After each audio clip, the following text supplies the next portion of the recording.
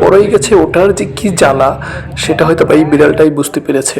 আসসালামু আলাইকুম দর্শক, আপনারা দেখতে পাচ্ছেন যে একটি বিড়াল বড়ই গাছে উঠেছে। অ্যাকচুয়ালি বড়ই গাছে ওঠার যে কি জ্বালা সেটা হয়তো এই বিড়ালটাই বুঝতে পেরেছে। এই বিড়ালটি যখন গাছে ওঠে আমি মনে করেছি ওখান থেকে হয়তো আমার গাড়ির উপরে চলে আসবে।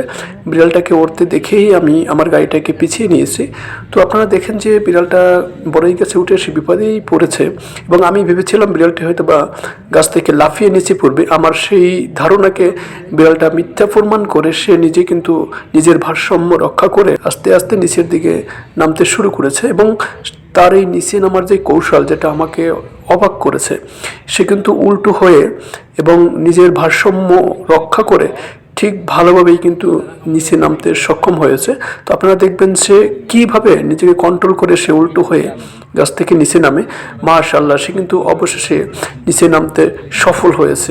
বিড়ালের আর বাঘের শিকার ধরা একই রকম হয়ে থাকে, এই জন্যই হয়তো বিড়ালকে বাঘের মাসি বলা হয়ে থাকে।